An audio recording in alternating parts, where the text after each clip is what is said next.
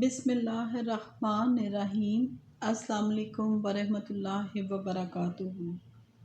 حضرت ابو ہریرہ رضی اللہ عنہ فرماتے ہیں کہ ایک بار حضور محمد صلی اللہ علیہ وآلہ وسلم نے مجھے فطرانے کے سامان کا نگران مقرر فرمایا۔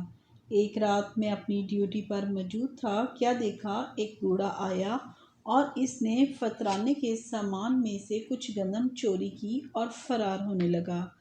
میں اسے گرفتار کر لیا اور کہا کہ میں تجھے حضور محمد صلی اللہ علیہ وآلہ وسلم کے پاس لے جاؤں گا۔ اس نے میری منت سماجت کی اور کہا کہ میں بہت غریب آدمی ہوں، فاقے کے ہاتھوں مجبور ہو کر یہ حرکت کی ہے، آج چھوڑ دیں، آئندہ ادھر کا رخ نہیں کروں گا۔ مجھے ترس آیا، میں نے اسے چھوڑ دیا۔ صبح جب نبی پاک صلی اللہ علیہ وآلہ وسلم کی خدمت مبارک میں حاضر ہوا تو آپ صلی اللہ علیہ وآلہ وسلم نے فرمایا کہ رات تمہارے قیدی کا کیا بنا؟ میں نے تمام واقعہ سنا دیا اور بتلایا کہ اس نے آئندہ کبھی نہ آنے کا عہد کیا اور منت سماجت کی تو میں نے چھوڑ دیا۔ آپ صلی اللہ علیہ وآلہ وسلم نے فرمایا کہ آج رات وہ پھر آئے گا۔ حضرت ابو ہریرہ رضی اللہ عنہ فرماتے ہیں کہ آپ صلی اللہ علیہ وآلہ وسلم کے فرمانے کی وجہ سے مجھے 100% یقین تھا کہ وہ ضرور آئے گا، چنانچہ رات بھر میں تاک لگا کر اس کے انتظار میں بیٹھا رہا۔ رات کے پچھلے پہر وہ آیا اور کچھ گندم مزید لی۔ میں نے اسے گرفتار کیا، اس نے دوبارہ منت سماجت کی، فکر اور فاقہ کا رونا رویا اور آئندہ کبھی نہ آنے کا پختہ عہد کیا تو ترس کھا کے میں نے اسے دوبارہ چھوڑ دیا۔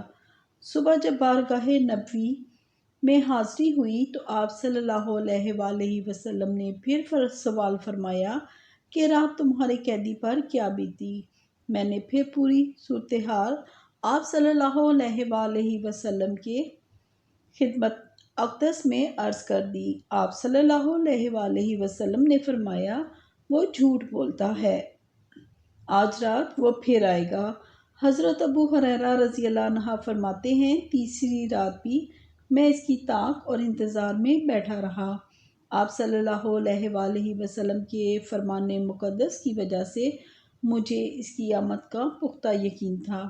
آج رات بھی وہ آیا اور اس نے پھر کچھ گندم صدقات میں سے اٹھائی تو میں نے اسے گرفتار کر لیا اور کہا کہ آج تو تجھے ہر صورت حضور اکرم صلی اللہ علیہ وآلہ وسلم کی خدمت میں پیش کروں گا، آج تیرا کوئی بہانہ نہیں سنوں گا، نہ ہی تیرے کسی وعدے پر اعتماد کروں گا۔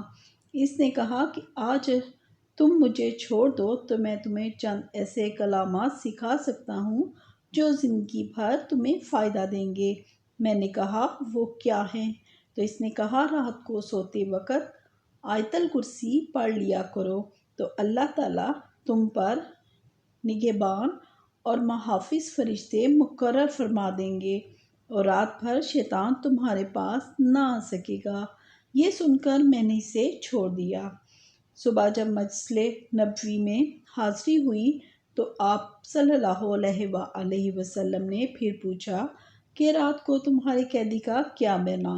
میں نے آیت الکرسی کے حوالے سے اس کی بات نقل کی اور سارا قصہ سنا دیا تو آپ صلی اللہ علیہ وآلہ وسلم نے فرمایا اس نے سچ بولا ہے، حالانکہ وہ پرلے درجے کا جھوٹا ہے، اور فرمایا کہ ابو ہریرہ تمہیں معلوم ہے کہ 3 روز سے تمہارے پاس آنے والا یہ بوڑھا کون ہے؟ میں نے عرض کیا یا رسول اللہ صلی اللہ علیہ وآلہ وسلم مجھے تو معلوم نہیں۔ فرمایا یہ شیطان تھا۔ اس حدیث کو امام ترمذی نے اپنی سنن میں روایت کیا ہے۔ آیت الکرسی کے حوالے سے ایک اور قصہ ہے۔ حضرت امام غزالی نے ابن قتیبہ سے نقل کیا ہے کہ بنی کعب کا ایک آدمی کھجوروں کی تجارت کی غرض سے بصرہ آیا۔ اس نے یہ بات بتائی کہ مجھے بصرہ میں اور کوئی مکان نہ ملا تو ایک ویران مکان پر میری نظر پڑی۔ جس کی دیواروں اور چھتوں سے جالے لٹک رہے تھے۔ میں نے اس مکان کے مالک کے بارے میں معلومات لیں اور اس سے وہ مکان کرائے پر لیکن یہ گھر آسیب زدہ ہے اور ایک خطرناک دیو نے اس پر قبضہ جما رکھا ہے۔ اس مکان میں جو کوئی بھی ٹھہرتا ہے وہ دیو اسے ہلاک کر دیتا ہے، اس لیے تم بھی اپنی جان بچاؤ اور اس کی بجائے کوئی اور مکان ڈھونڈ لو۔ میں نے کہا تم مجھے مکان دے دو، اللہ مالک ہے، میں جانوں اور دیو جانے۔ میں نے مکان لے لیا۔ رات کو جب تاریکی کے سائے گہرے ہوئے تو کیا دیکھتا ہوں، ایک لمبا تڑنگا خوفناک چہرے کا حامل کالا سیاہ دیو میرے کمرے میں گھس آیا ہے۔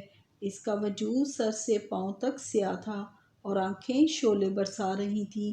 دھیرے دھیرے وہ میری طرف بڑھ رہا تھا۔ جب وہ میرے قریب آ پہنچا تو میں نے آیت الکرسی پڑھنا شروع کر دی۔ میں آیت الکرسی جیسے جیسے پڑھتا جاتا وہ دیو بھی وہی کلمات میرے ساتھ دہراتا جاتا۔ جب میں آخری حصے پر پہنچا اور وَلَا يَئُودُهُ حِفْظُهُمَا وَهُوَ الْعَلِيُّ الْعَظِيمُ پڑھنے لگا تو اس کی زبان رک گئی اور میرے ساتھ وہ کلمات نہ دہرا سکا۔ میں نے جب دیکھا کہ وہ اس حصے کو پڑھنے سے عاجز ہے تو میں نے یہی الفاظ مسلسل پڑھنے شروع کر دیے۔ تھوڑی ہی دیر گزری تھی کہ وہ کالا وجود میرے سامنے ختم ہو گیا۔ اس کی طرف سے مطمئن ہو کر میں بھی سو گیا۔ صبح جب اٹھا تو دیکھا جس جگہ وہ دیو کھڑا تھا وہاں ایک جلی ہوئی لاش پڑی ہے اور ایک غیبی آواز سنائی دی کہ تم نے اس رات کو ایک بڑا دیو جلا دیا ہے۔ میں نے پوچھا کہ وہ کس چیز سے جلا ہے تو غیبی آواز آئی وَلَا يَئُودُهُ حِفْظُهُمَا وَهُوَ الْعَلِيُّ الْعَظِيمُ سے۔ اگر جنات بہت زیادہ تنگ کرتے ہوں تو آیت الکرسی پڑھ کر پھونک مار دیں، جل جائیں گے۔ حدیث شریف میں آتا ہے کہ جب آیت الکرسی نازل ہوئی تو فرشتہ جبرائیل امین کے ساتھ 70,000 فرشتے بھی نازل ہوئے۔ سرکار مدینہ نبی پاک صلی اللہ علیہ وآلہ وسلم نے آیت الکرسی کو عظیم ترین آیت قرار دیا۔ نبی پاک صلی اللہ علیہ وآلہ وسلم ایک اور حدیث میں فرماتے ہیں، جو بھی ہر نماز کے بعد ایک بار پابندی سے آیت الکرسی پڑھتا ہے، اس آدمی اور جنت کے درمیان صرف موت کا پردہ ہے، مرتے ہی جنت میں جائے گا۔ جو آدمی پڑھ کر سوئے گا خواب میں شیطان اور جنات سے محفوظ رہے گا۔